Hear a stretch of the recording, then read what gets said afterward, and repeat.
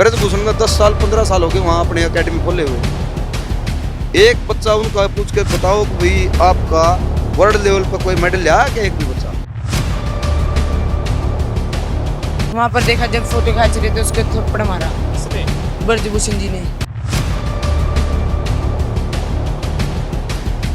तो हरियाणा के प्रधान है रोहतास नांदल जी ने मेरे को लेटर दिया। वो कौन होते हैं मेरे को लेटर देने वाले? क्या उन्होंने मेरे लिए आज तक कर दिया? 6 महीने पहले वो आया है, कुश्ती के लिए उन्हें क्या कर दिया? और गाली भी निकाली थी मोबाइल में। बदतमीजी करते हैं? हाँ जी, बहुत बदतमीजी करते हैं। आप झूठ तो नहीं बोल रहे? ना, मैंने देखा जी अपनी आंखों से। हाँ।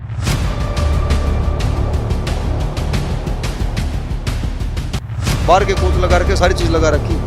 अब इस हरियाणा के प्रधान को नांदल को पूछो अगर भाई आपका बच्चा कोई खेलता हो या आपने किसी को कोई मेडल दिलवा दिया हो आज लग इस कुश्ती के अंदर? मैं पंचकुला मैंने देखा था जी, सीजे को मारा था। जिसने मेरे लिए कुछ किया ही नहीं तो उस लेटर का मेरे को देने का अधिकार कैसे किसने दिया? और क्या मैं उस लेटर को मान लूं? मैं कुछ तो उस लेटर को नहीं मानता। स्पीकर वाले को थप्पड़ मार देता था और बदतमीजी से बोलता था। अध्यक्ष जो कुश्ती संघ के भारतीय कुश्ती संघ के हैं ब्रजभूषण जी, उनको सारे उनकी जो चीजें थी देखते थे तो वो एक मान लिया किसी का पिताजी उसको धमका दिया, कोई कोच है उसको धमका दिया, कोई अर्जुन अवार्डी है, कोई द्रोणाचार्य अवार्ड है, किसी की हर किसी की गरिमा होती है, किसी गरिमा का ही कोई ख्याल नहीं। यहाँ हरियाणा में बना रखा है, ये नांदल बना रखा है, इसको खेल का कोई पता नहीं है। तो हर जगह मेडल देने वाले खिलाड़ी अगर अनैतिक हैं तो फिर सभी देश के खिलाड़ी अनैतिक हो गए। तो नमस्कार, इस वक्त हम हिसार जिले की नारनौल विधानसभा के मिर्चपुर गांव में हैं और जैसा आप तस्वीरों में देख पा रहे हैं कि ये मिर्चपुर की शहीद भगत सिंह एकेडमी है, जहां पर सैकड़ों की संख्या में जो है वो बच्चे यहाँ अपनी प्रैक्टिस करते हैं, तैयारियां करते हैं। और जैसा आपको पता है कि लगातार जो पहलवान है वो भी कहीं ना कहीं जंतर मंतर पर बैठे हैं अपनी मांगों को लेकर। और यहाँ आने का मकसद भी आपको पता है, विस्तार से हम आपको बताते हैं। हमारे साथ पहलवान अजय डाना जी है। डाना साहब, पहले तो बहुत बहुत स्वागत है आपका बिंदास हरियाणा पर। बहुत बहुत धन्यवाद जी। और हम भी आपका धन्यवाद करते हैं सुरेंद्र नैन जी जो बिंदास हरियाणा की तरफ से हैं, और आपके सभी दर्शक साथियों को भी हम अपने तरफ से और अकेडमी की तरफ से नमस्कार देते हैं जी पहलवान जी, अगर हम बात करें कि जैसे खबर आई, क्योंकि लगातार जो खिलाड़ी जंतर मंतर पर बैठे हैं, जो पहलवान कहें कि जिन्होंने इतने बड़े गंभीर आरोप 23 अप्रैल से लेकर लगातार वो वहाँ बैठे हैं, आप भी वहाँ गए, सारा मन संचालन आपने किया और लगातार कहें कि पूरा सपोर्ट आपकी तरफ से, आपकी अकेडमी की तरफ से रहा। लेकिन जैसे खबर आई कि आपकी एकेडमी की बात करें, जो आपकी भगत सिंह एकेडमी है, उस पर प्रतिबंध लगा दिया गया है, और आपकी बात करें या फिर जय भगवान की बात करें, यानी कि आप दोनों कोचों को भी बैन कर दिया गया है, कैसे देखते हैं जो हरियाणा कुश्ती संघ के अध्यक्ष उनकी तरफ से कार्रवाई की गई है? ऐसा है सर, एक तो जो इस तरह की जो है ना मनोपली चली हुई है, और मनोपली किसी भी चीज़ के लिए घातक है, वो अच्छा नहीं है। लगातार हम देख रहे हैं प्रधान सेक्रेटरी आपस में झगड़ रहे हैं जो हरियाणा के अंदर बने हुए हैं, और बंद कमरे में एकदम से पहले वाली को बंद कर दिया, रिजेक्ट कर दिया, दूसरी को चालू कर दिया। तो किसी अखाड़े वालों से कोई राय ली गई नहीं, किसी और से कोई चीज़ का वो नहीं किया गया, बस एकदम से ऊपर से पैराशूट से उतारे और अपने अपने ढंग से उनको सेट कर दिया। चलो ठीक है, हमने वो कोई दिक्कत नहीं उससे भी, जो है एक किसी ने तो बनना ही था उसमें, और खेल के लिए हम चाहते हैं कोई भी अच्छे आदमी आओ तो उसमें बेस्ट है, स्वागत है सबका। लेकिन अब चलते चलते चलते चलते क्या हो गया पता नहीं क्यों, ऑटोमेटिकली जो हरियाणा के अपने नांदल साहब हैं और वो हैं राकेश हैं, खेल में लगातार जो 2-3 टूर्नामेंट है उसमें किसी ने तो ये मान लिया ये तो राकेश के आदमी हैं, किसी ने ये मान लिया ये तो उसके नांदल के आदमी हैं, मतलब उन्हीं में ग्रुपबाजी होगी। कभी टूर्नामेंट का ये पता चला नहीं कब कहाँ कौन से इसमें होगा, कभी आज नहीं बच्चे वजन घटाते हैं 2 दिन के बाद आ जाता कि नहीं अब नहीं होगा, उस दिन डेट को होगा, फिर वजन घटाते हैं बच्चे, फिर उसके हिसाब फिर आगे पाछे कर दिया जाता है। मतलब कोई प्लानिंग नहीं, कोई और चीज़ नहीं, क्योंकि हम लगातार गेम की बारीकी में हैं, गहराई में हैं, और इसके ऊपर जीते मरते हैं कुश्ती के लिए। और उन चीज़ों को देखते हुए कि ये बड़ा गलत मामला चल रहा है, इस तरह का थोड़ा होना चाहिए। जैसा पहलवान अजय जी ने बताया, और मैं आपको बता दूं, बबीता फोगाट, गीता फोगाट, उन्होंने देश का नाम रोशन किया। उन पर एक फिल्म भी बनी दंगल, और दंगल में जिन्होंने बबीता गीता का और जिन पहलवानों का जो रोल निभाया था, अंशु मलिक, वो भी इसी, जी अंशु मलिक तो यही रहती है। हाँ, वो भी इसी जो एकेडमी है, यहीं उन्होंने प्रैक्टिस की, यहीं की वो खिलाड़ी थी।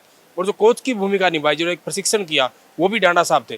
तो डांडा साहब, जैसे इतने सारे काम, जैसे होता ना कि प्रतिभा के आधार पे ही चयन होता है, आप इतनी मेहनत करते हो, और जहाँ तक मुझे जानकारी है 2012 में आपने ये एकेडमी बनाई, और जैसा मैंने आपके बारे में पहले आपसे बातचीत कर रहा था, आपने कर्जा उठाया, एक वो दौर, लेकिन सरकार या फिर आपकी जो एसोसिएशन की बात करी, इस तरह के फैसले लेती है, दिल तो दुखता होगा।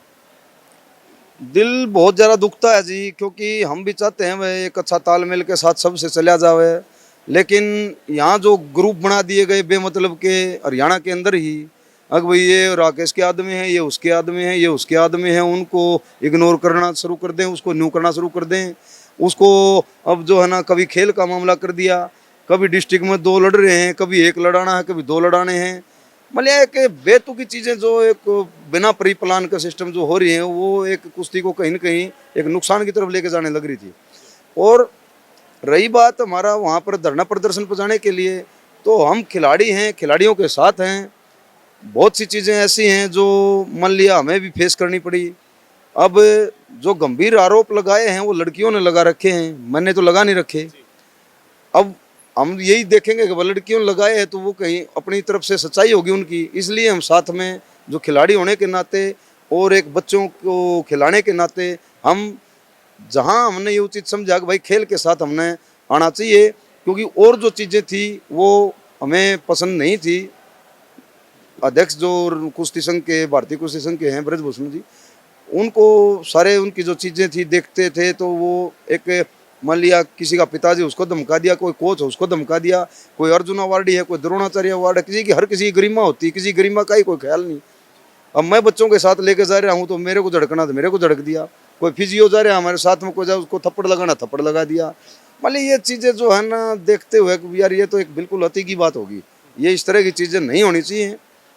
और अब उन्होंने लगा रखा है इस तरह का, बोले वो कोर्ट से भी सुप्रीम कोर्ट में जाना पड़ा उनको, और वहाँ पर धरने पर जंतर मंतर पर बैठे हैं। तो हमने यही सोचा कि भाई मैं खासकर पर्सनल तौर पे अपनी तरफ से जो है उन बच्चों का साथ और सहयोग दूं।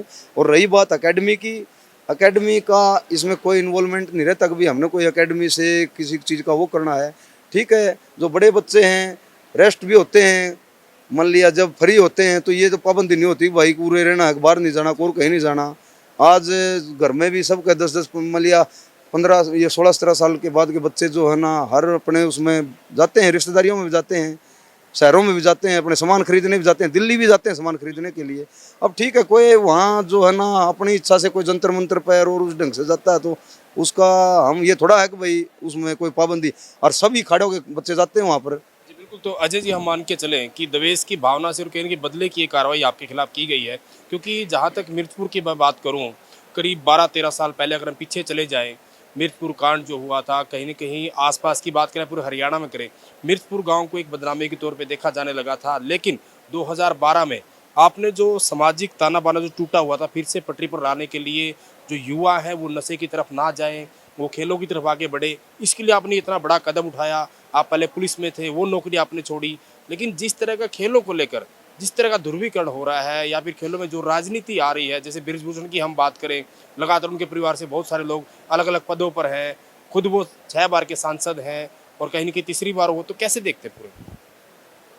ऐसा है जी, हर आदमी का एक विजन होता है कि भाई मैं कुछ अपना लिए करूं। हम खिलाड़ी उस लेवल पहुंचे नहीं बन पाए, उसके अनेकों कारण हैं। उसमें कहीं चोट लगी या बाजू टूट गई, ये अच्छे ढंग से सेट नहीं आई, और उस लेवल पे नहीं कर पाए जहां हमारा सपना था कि भाई हम ओलंपिक में मेडल लाएं देश के लिए, वर्ल्ड चैंपियनशिप में लाएं, कॉमनवेल्थ एशियन गेम्स में लाएं। लेकिन जो एक एक्सपीरियंस होता है, मान लिया मैं 6-7 साल का गेम का टच में चला गया था, छोटा सा बच्चा जब मैं था, तो उस समय से ही मैं गेम की बारीकियों में चला गया था। मतलब बड़े प्लेयर जहाँ खेलते थे तो मैं नंबर फुलाने का भी काम करता था उस टाइम। मेरे मामा जी थे जाखड़ खेड़ी के अंदर, उन्होंने बोल दिया कि भाई आप पढ़ो, खेल में नहीं जाना आपने। तो मेरा इंटरेस्ट था खेल की तरफ ज़्यादा, वो रोकते थे अगर पढ़ाई में ही जाओ तो आप बेस्ट रहेगा। मैं कहा मेरा इंटरेस्ट थोड़ा सा खेल की तरफ है। तो मेरे जुम्मा लगा दिया। एक बच्चा था मेरे मामा जी का भाई, किसको खिलाओ उस टाइम पर, फिर मैं उसको भी साथ में लेके जाने लग गया। तो मैं उस टाइम को भी अपने उसमें लेके चलना शुरू कर दिया कि भाई चलो बच्चे को भी मैं खेल ले जाऊँ, क्योंकि मेरा शौक खेल में ज़्यादा था। फिर गांव में भी हाँ हमारे अखाड़ा था, 2-2 अखाड़े चलते थे।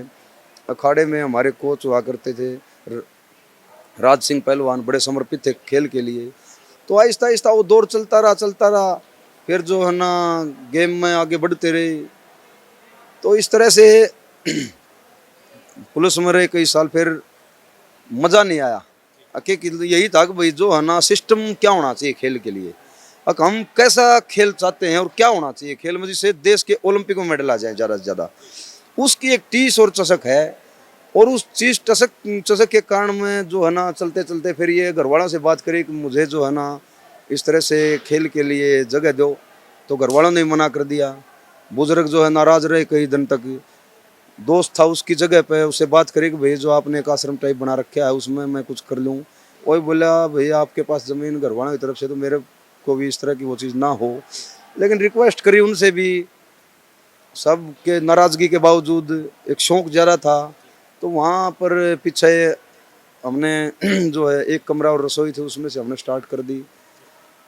तो काफ़ी बच्चे जो है ना उसी टाइम से हमारे को मिलने शुरू हो गए।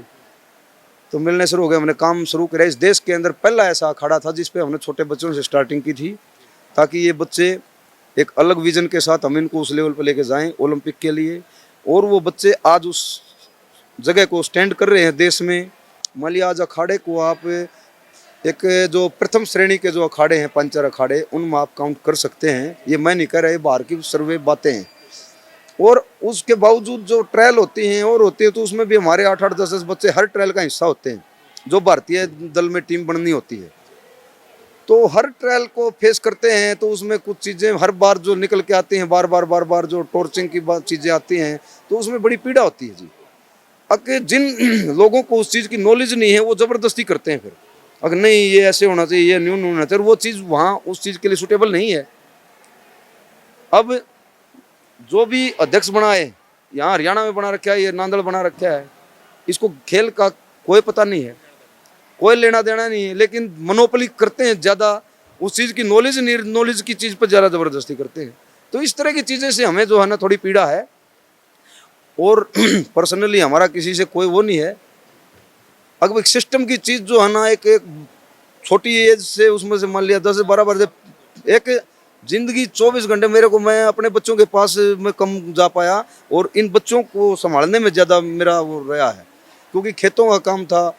इतने छोटे बच्चे हमने लिए थे, 10-12 साल के बच्चे स्टार्टिंग में, जो आज 21, 22, 23 साल के आसपास में हो रहे हैं, और जो आज देश को इंटरनेशनल लेवल पर मेडल दिलाने के लिए कार्य कर रहे हैं। ऐसा कोई टूर्नामेंट नहीं जिसमें हमारा यहाँ से एकेडमी से कोई बच्चा ना जाता। यही मेरा सवाल था कि कितने आपके बच्चे यहाँ प्रैक्टिस करते हैं, कितने खिलाड़ी हैं, और क्या कुछ बड़ी उपलब्धि आप बताना चाहें? यहाँ पर जो है ना 160-70 बच्चे जो है ना रूटीन में लगातार प्रैक्टिस करते रहते हैं। 10-20 बच्चे जो है ना कोई चोटिल है या कोई घर पर किसी काम से जा रहा है, वो इस तरह से जाते आते रहते हैं। तो लगातार हमारा जो है ना इतने 160-70-75 बच्चे जो है ना कंटिन्यू प्रैक्टिस में रहते हैं जी। हम कुछ बच्चों से ही बातचीत करेंगे अगर वो करना चाहे तो, खिलाड़ियों को अगर आप बुलाएं। क्या नाम है आपका? वीर। वीर, कहाँ से हो आप? यमुनानगर। यमुनानगर से। तो यहाँ की एकेडमी के बारे में क्या कहोगे?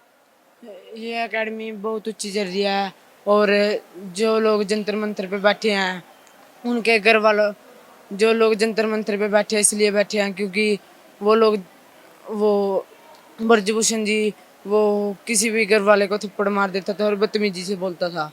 अच्छा। हाँ जी। ब्रजभूषण। हाँ जी। ये आपको किसने बताया? ये हमको पता लगा था क्योंकि मैं अपने भाई के साथ पंचकुला गया था। अच्छा। हाँ जी। अभी आपको बहुत सारे लोग सुन रहे हैं, खिलाड़ी भी सुन रहे हैं। हाँ जी। खुल के बताओ, मतलब खुल के बता दो। हाँ, जो खिलाड़ी बैठे हैं वो सही बैठे हैं? हाँ जी, सही बैठे हैं बहुत। अच्छा। हाँ जी। लेकिन ब्रजभूषण तो ये कह रहे कि वो झूठ बोल रहे हैं। नहीं, पंचकुला मैंने देखा था जी, फिजियो को मारा था। अच्छा। पंचकुला मेरे भाई के साथ गया था। हाँ।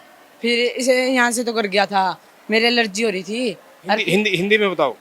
यहाँ से मैं घर गया था, मेरे एलर्जी हो रही थी। गए थे आप? ना, एलर्जी हो रही थी, एलर्जी हो रखी थी। घर गया था। फिर अपने भाई के साथ मैं पंचकुला गया था, मेरे भाई का कंपटीशन था अंडर 15 का।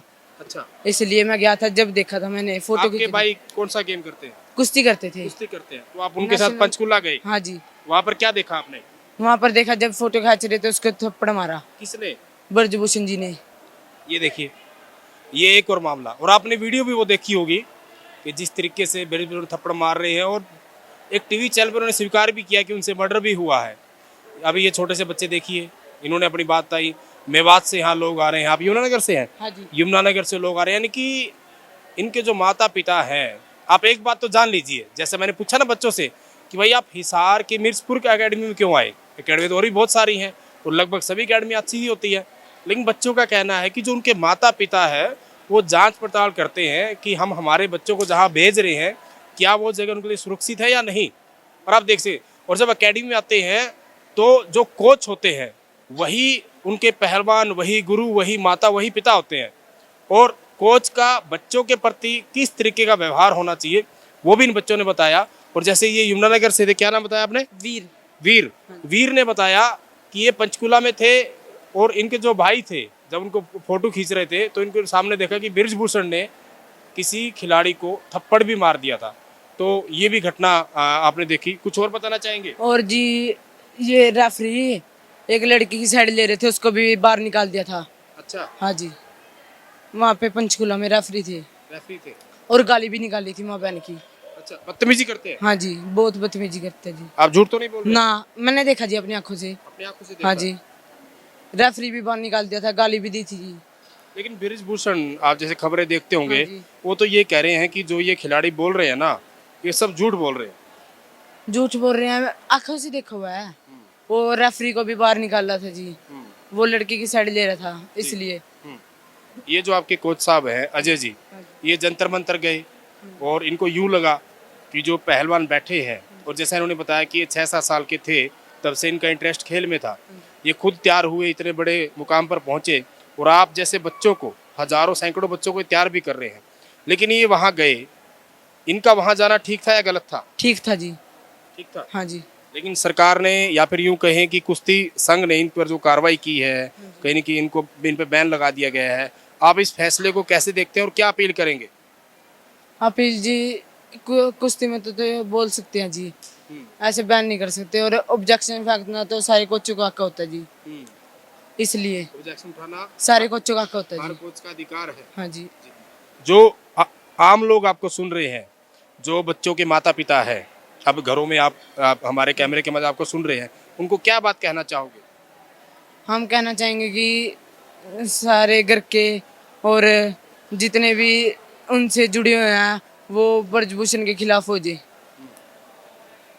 तो देखा आपने, उम्र ज़्यादा नहीं है, बहुत थोड़ी उम्र है, लेकिन होता ना पहलवान ज़्यादा बोल नहीं पाते क्योंकि पढ़ाई लिखाई में उतना ज़्यादा ध्यान, आपको सबको पता है, इतना ज़्यादा नहीं होता। कि ऐसा नहीं है कि नहीं होता, होता भी है, लेकिन जो भावना है इनकी, और जैसा इन्होंने, वीर ने हमारे कैमरे पर इतनी बड़ी बात बताई कि पंचकुला के अंदर इन्होंने कुश्ती संघ के अध्यक्ष ब्रजभूषण को एक बच्चे के थप्पड़ मारते हुए लाइव देखा, अपनी आंखों से देखा, वो उनका फोटो उतार रहे थे। और इतना ही नहीं, ब्रजभूषण ने वहाँ पे गंदी गंदी गालियाँ भी दी, वीर ने हमें बताया। तो जो खिलाड़ी बैठे, आप उनके साथ हो जंतर मंतर पर? हाँ जी, साथ हैं जी। उनके साथ हो। हाँ जी, चलो, धन्यवाद बातचीत करने के लिए। तो बड़ा अच्छा इन्होंने बताया, और आप देख सकते हैं कि कितने सारे पहलवान हैं, खिलाड़ी हैं, ये बातचीत कर सकते हैं। और ये बच्चे भी देखिए आप, जो बाहर आउटडोर में जो प्रैक्टिस कर रहे थे वो भी यहीं आ गए हैं, इनसे भी बातचीत करेंगे। हमारा उद्देश्य ये भी था कि जैसे मैंने बताया कि जो मिर्चपुर की शहीद भगत सिंह एकेडमी है, कहीं न कहीं प्रतिबंध लगा दिया गया है, और कुश्ती संघ के जो हरियाणा के अध्यक्ष है, जो हरियाणा रेसलिंग एसोसिएशन के अध्यक्ष है, उन्होंने जो कोच हैं अजय और जय भगवान, उन पर भी कहीं न कहीं बैन लगाया गया है। लेकिन खिलाड़ियों की भावना देखिए, खिलाड़ी किस तरीके से बता रहे हैं। मैंने बहुत सारे छोटे बच्चों से, बड़े बच्चों से, खिलाड़ियों से, पहलवानों से बात भी की कि इनका क्या तरीका रहता है उनको बताने का, सिखाने का। आप लोग क्या सोच रखते हैं? जहाँ सरकार एक तरफ जहाँ बेटी बचाओ बेटी पढ़ाओ की बात करती है, और ये किसी से छिपा हुआ नहीं है, सब लोग जानते हैं कि देश के प्रधानमंत्री नरेंद्र मोदी ने जो बेटी बचाओ बेटी पढ़ाओ जो योजना थी, उसकी शुरुआत भी हरियाणा के पानीपत से ही की थी। और वही बेटियां जब खेल कर पदक लेकर आई, देश का नाम रोशन किया, तो कहीं न कहीं प्रधानमंत्री ने उनको चाय पर भी बुलाया। वो वीडियो आप सभी ने देखी और कहीं न कहीं प्रधानमंत्री तरफ से कहा गया कि आपकी जो आंखों में आंसू थे वो हमें ठीक नहीं लगे, ऐसा नहीं रोना चाहिए, आपको कमज़ोर नहीं पड़ना चाहिए। लेकिन 23 अप्रैल से लेकर लगातार वो बेटियां दिल्ली के जंतर मंतर पर रो रही है, आंसू बहा रही है। यहाँ तक कि कुछ खिलाड़ी पहलवानों के तो खून भी बहा है, उनको चोटें भी लगी हैं, जिस तरह का व्यवहार उस रात को हुआ और जो भी पूरा मामला था। तो कोच साहब, आप वहाँ रहे, बहुत सारे लोगों ने आपका समर्थन किया, खापें आई, पंचायतें आई, लेकिन जो बाकी लोग हैं, क्या कुछ आपको अपील करना चाहेंगे आप? मैं यही अपील करना चाहूँगा, आप जो है हर घर में बहन बेटियां हैं देश के अंदर, और किसी के साथ भी बहन बेटियों के साथ गलत नहीं होना चाहिए। सभी अपनी हैं, ये कोई जातियों की बात नहीं है, ये कोई धर्मों की बात नहीं है, ये सिर्फ एक बेटियों की बात है, बहनों की बात है। और अगर गलत किसी के साथ होता है तो वो ना होना चाहिए, और सभी लड़कियों का आज पूरे देश ने साथ देना चाहिए। इसमें कोई ना राजनीति की बात है ये, ना किसी खाप और किसान यूनियनों की उस तरह की बात है, ये तो एक सबसे समर्थन की बात थी। अगर सब इसमें समर्थन दें, क्योंकि हर घर में बहन बेटियां हैं, ये किसी के साथ भी हो सकता है, कल अगर किसी और के साथ होगा तो फिर ऐसे ही मौन रह जाएगा सब कुछ। और मैं एक मांग करता हूँ, इसमें जो है ना सच का सच सारा निकल के आ जाएगा। इसका एक नार्को टेस्ट हो जाए सबका, उन खिलाड़ियों का भी नार्को टेस्ट हो जाए, और जो कैंप में आज तक जितने भी 5 साल से लगातार रह रही हैं, जो लड़कियां 2 साल से या 3 साल से या 1 साल से जो रही हैं, उनकी लिस्ट देखकर उसमें अपना नार्को टेस्ट ब्रजभूषण का भी हो जाए और उनका भी हो जाए। ये बड़ी बात कोच साहब ने बोली है कि नार्को टेस्ट जब हो जाएगा तो दूध का दूध, पानी का पानी हो जाएगा। और आपने देखा होगा कि ब्रजभूषण ने जिस प्रकार जो वीडियो जारी की, काफ़ी लंबी चौड़ी वीडियो, चाचा ताऊ बोला, खा पंचायतों को या फिर राजनीति के लोगों को, उन्होंने बोला कि जो भी मेरे पे आरोप लगे हैं उनको निराधार बता रहे हैं, और बार बार कह रहे हैं कि आखिर कोई सबूत तो दिखाइए। इसी एकेडमी के एक बच्चे ने जैसा खुद बताया कि उन्होंने खुद अपनी आंखों से देखा वो किस तरह का व्यवहार बच्चों से करते हैं। हमारी वीडियो आम लोग तो देखते ही देखते हैं, जो सरकार के नुमाइंदे हैं या फिर जो कुश्ती एसोसिएशन संघ से जुड़े हुए लोग हैं वो भी देखते हैं। अब कितना बड़ा आरोप, जैसे ब्रजभूषण लगातार कह रहे हैं कि वहाँ पे अनैतिक लोग बैठे हैं और अनैतिक लोगों से नैतिक उम्मीद नहीं की जा सकती, इस तरह की बात उन्होंने कही। पूरे मामले को आप कैसे देखते हैं? अब देखो, जितने भी इस हिंदुस्तान के अंदर खेल हैं, क्रिकेट भी आ गया, उसमें सब कुछ आ गया। एक ओलंपिक मेडलिस्ट जो होता है वो दुनिया में, सारी दुनिया के जिसमें खिलाड़ी आ जाते हैं, और वैसे नहीं जाया जाता, पहले यहाँ से जाना पड़ता है देश से, और बाहर फिर उसका क्वालिफाई राउंड होते हैं, उसके सब देश को तो मौका भी नहीं मिलता। उस राउंडों में जीत करके उसके बावजूद उसका नंबर उसमें 8 में आता है। ब्रजभूषण ने 10 साल 15 साल हो गए वहाँ अपने एकेडमी खोले हुए। एक बच्चा उनका पूछ के बताओ कि भाई आपका वर्ल्ड लेवल पर कोई मेडल लिया क्या? एक भी बच्चा? बाहर के कोच लगा रखे, सारी चीज़ लगा रखी है। अब इस हरियाणा के प्रधान को, नांदड़ को पूछो, अगर भाई आपका बच्चा कोई खेलता हो या आपने किसी को कोई मेडल दिलवा दिया हो आज अलग इस कुश्ती के अंदर, तो जबरदस्ती की चीज़ें जो है ना एक खिलाड़ियों के ऊपर थोपी जा रही हैं और अपनी मनोपली चलाते हैं। उस मनोपली का खामियाजा फिर हर खिलाड़ी को भुगतना पड़ता है। बिल्कुल, अजय जी ने विस्तार से बताया कि जिनको खेल की नॉलेज ही नहीं है, उस तरह के लोगों को कहीं ना कहीं इतने बड़े पदों पर बिठा दिया जाता है। खिलाड़ियों के साथ जो अन्याय होता है, जो उनकी अनदेखी होती है, ना ही उसकी कोई सुनाई होती।